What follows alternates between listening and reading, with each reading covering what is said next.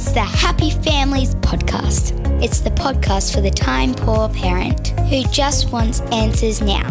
One of the things that we love about the Happy Families podcast is we get to talk about serious things that help us to be better parents.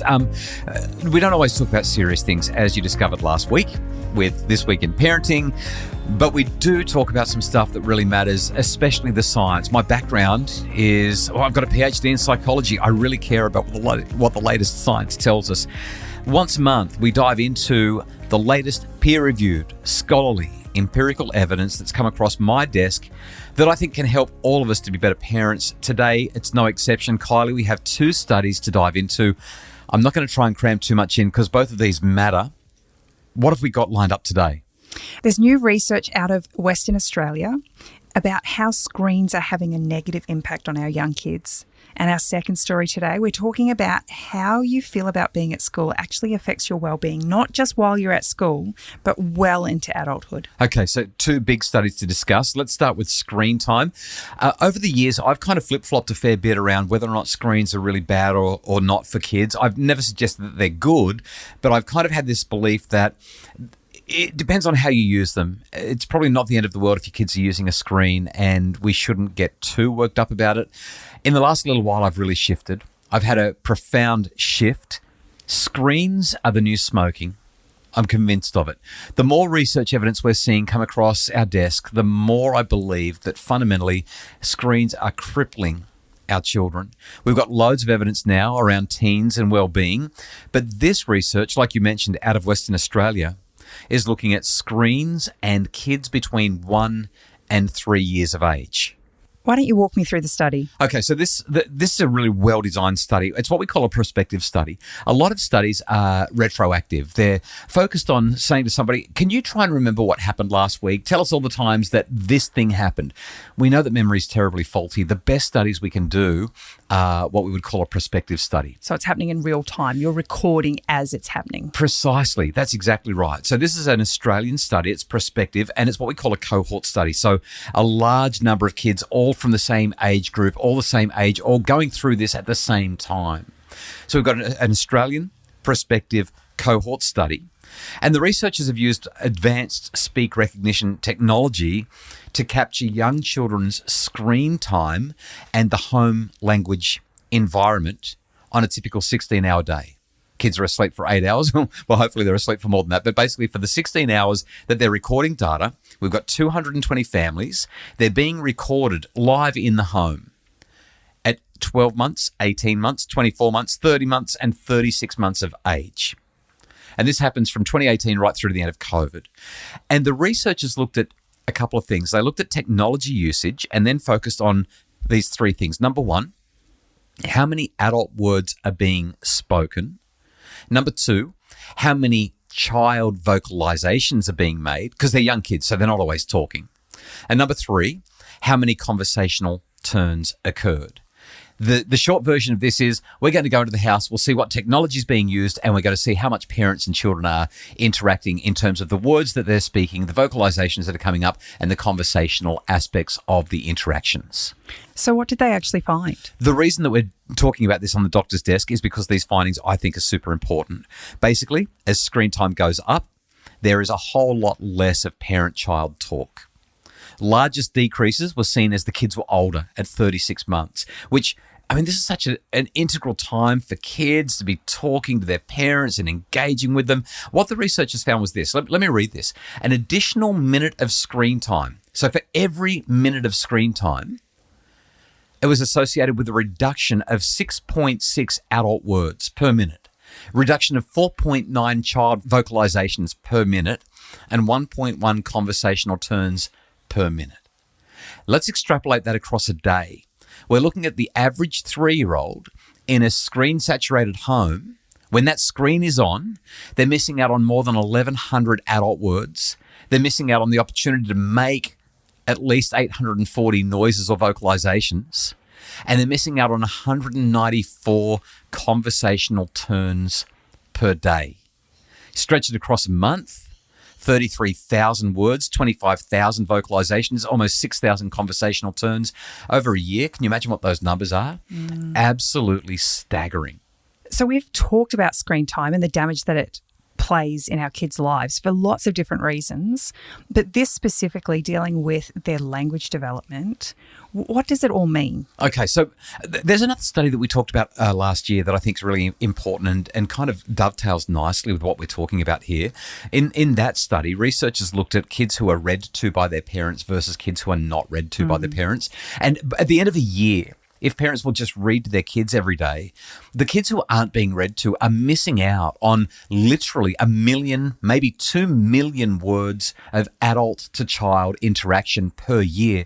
And the researchers were able to essentially peg that to developmental delays, or if not delays, academic outcome reductions. In other words, no matter what we're looking at in terms of our children's development, hearing more language, having more interaction, conversing more, it makes a difference for our children's development and well-being. The central thing here is that when we've got screens on in the home, our kids aren't talking with us. They're not engaging with us, and they're missing out on those words. So there's the social aspect, there's the cognitive aspect, there's the language aspect, there's the developmental aspect. There's so much going on here. And the study didn't even measure parental mobile phone usage. So it's likely that this is an underestimate. Technoference is real, and it's hammering our kids' development.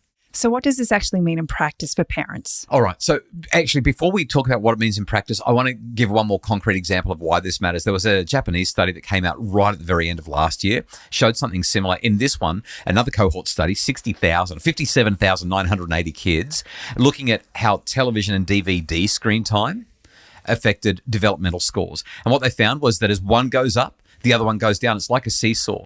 If you want your little one to be a chatterbox instead of a screen surfer, we need to lay down the groundwork really early to do the trick. Basically, they found that screen time at age 1 and 2 in Japan was associated with lower developmental scores at ages 2 and 3.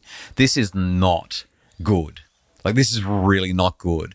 What does it mean in practice? To answer your question, number one, at the risk of being really blunt and offending people, parents have got to stop seeing the screen as a pacifier or a babysitter. It's just not good for the kids, period. Back in them bad old days, back before we had iPads and screens and that sort of thing, if mum had to have a shower, she didn't say, oh, here's an iPad. Mum just had a shower and the child maybe pulled all the Tupperware out of the cupboard or maybe did something that they weren't supposed to, but most of the time they didn't. Most of the time they were just kids being kids and they were okay. We've got to get back to that, so that the kids can learn how to navigate life for 3 minutes while their parents go to the bathroom, and they'll be okay. So the first thing is we've just got to get screens out of our kids' hands. Secondly, I think we've got to work extra hard to offset the impact of screens by finding more opportunities to speak with and engage with our kids. Pick up that baby, carry them around. I did this with our little granddaughter just the other day. I held her and I said to her, we haven't given you the tour yet. You've been to our house a few times, but you haven't had the tour. And so I gave her a great big cuddle and I carried her from room to room and I pointed out the mirror and the door handle and I showed her how it all worked and pointed at the light switch and showed her how the light switch worked and kind of just walked her through the house. Now, she's not even 6 months old yet, but that's beside the point. It's about the conversation. It's about the engagement. What I noticed, even at 6 months old, every time I pointed, her eyes followed my finger. She was engaging with me. She loved it. And she would look at me and smile when I would describe something to her. Our kids need us to take opportunities to talk at every chance we get. We've got to offset the impact of screens. And there's a third thing that I'm going to mention, and that is it's on us. We've got to put our phones down. These unhappiness machines are killing our connections. What I find interesting about this study is the decrease as the children got older. Right. When I think about the developmental milestones of our children, 3-year-olds are so much fun to talk to. Yeah. They're starting to work out their vocabulary. They've got the capacity to share their feelings and thoughts and ask questions. They're curious learners. And yet the study's really showing that as parents, we're disengaging more and more because they're actually, I'm going to assume, becoming more and more engaged in screen usage. I think that's probably what it is. We don't have anything definitive, but great work from Dr. Mary Brush, and I just think we need to make more noise about this. Get rid of the screens. Our second study all about how we feel about school and how it affects us throughout our early adulthood. There's a researcher that I've been following for a long time. I engage with her from time to time. She's even been on the podcast once or twice. Her name is Dr. Kellyanne Allen. She's at Monash, also quite a senior researcher at University of Melbourne as well. And she's been looking at this thing called school belonging. She's been on the podcast to talk about school belonging several times, also known as school connectedness. It's like being part of a club where you feel good about school, you like your teachers, and you know that you matter socially. And previous research shows that it's a mental health booster right off the bat. So what does the research share in relation to how we feel about school and, I guess, a boost to our mental well-being? Okay, so the more we feel a sense of connection to school, like a feeling like we belong there, it's tied to some really serious perks. Kids who feel the school love tend to crush it academically. They have healthier minds. They feel more connected socially during their teen years. And how's this? So there's brand new data, literally as of now, the PISA scores. You've heard of the big PISA test where we compare people from country to country and see which school's doing the best and who's crushing it and who's not. It seems like the latest PISA round of data is pointing to school belonging as being an absolute game changer. The OECD has started waving the flag and saying this matters. It's tackling loneliness. It's tackling mental health woes. And here's the kicker. The true power of school belonging extends beyond graduation. So Dr. Kellyanne Allen has done this research that shows basically school belonging. The more your kids feel engaged and protected and in at school, it's like a mental health vaccine that protects them through the next decade or more. Well, you would assume that if they feel connected at school, there's a sense of community, and that community doesn't just drop because they stop going to school, they finish school. Right. It does a couple of things. When you feel like you belong at school, not only does it satisfy and support that relationship relatedness need, it helps you to feel competent. You feel competent academically. You feel like you can problem solve, get through things, figure stuff out. You also feel competent socially. And because it feels nice to be there, it feels like you're in control of your life somewhat. Like you're choosing to go to school. You're not there because you have to. You're there because you want to be there. And I guess that when you feel competent and you feel connected, you're also able to show up more authentically as a person, and therefore just feel better about yourself in general. Yeah, so what the research has found is that not only does that happen in their adolescent years, but right up until the age of 28, the more teens felt like they belonged in their school environment, the fewer mental health issues they had later on outside of school. Like I said before, it's like a vaccine for depression and anxiety and stress straight from the halls of high school, which is so hard to believe when you think about what school feels like for so many of us. I know for me, that wasn't the case at all. And I spent a lot of time with youth, and it's not what they're experiencing either. Exactly. In fact, just the other day, I was with a group of young men. They were all in grade 8 and grade 9. They were at a high school where I was doing some work, and I had the opportunity to spend maybe 15 minutes in conversation with them.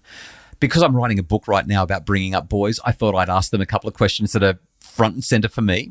But I wanted to ask a nice, easy question at the start so they felt safe. We were building beautiful rapport. It was going really well. And I said, so guys, I've got a quick question for you. What's the best thing about being a teenage boy? Now, when I ask teenage girls this question, and I do it regularly when I'm running my presentations, and I also did it when I wrote my book about teenage girls, they start talking and don't stop. There is so much that teenage girls love about being teenage girls. They're so excited about life. And they told me in their surveys and in the focus groups and in the interviews and in the workshops that I run. I've got these 8 boys in front of me and I say, so what's the best thing about being a teenage boy? And they stare at me, shrug their shoulders and say, I don't know. And then they start talking about how when they're 18 and they've left school, that's when their life begins. That's what they're looking forward to. So we talked about that a bit. And then I said, so what do you reckon is the worst thing about being a teenage boy? Almost in unison, Kylie, almost in unison, these 8 boys looked at me and with genuine sadness and despair in their eyes, they said school. School's the worst thing about being a teenage boy, at least for these 8 kids. And I see this consistently. I mean, I'm in and out of schools all the time and talking with kids about what's working and what's not. This is a consistent response. Now, a lot of girls also feel disengaged. And in fact, Kellyanne Allen's research on school belonging shows that there aren't really any gender differences in terms of the amount of girls and boys who feel connected to their school. But certainly on the ground, my experience has been that the boys are struggling with it so very much. It's such a big deal. So my next question is twofold. What do schools do to help create this sense of belonging and connectedness? And then how do we as parents support our kids in this process? So this is what I'm grappling with as I'm writing the book. I'm putting the chapter together around this right now.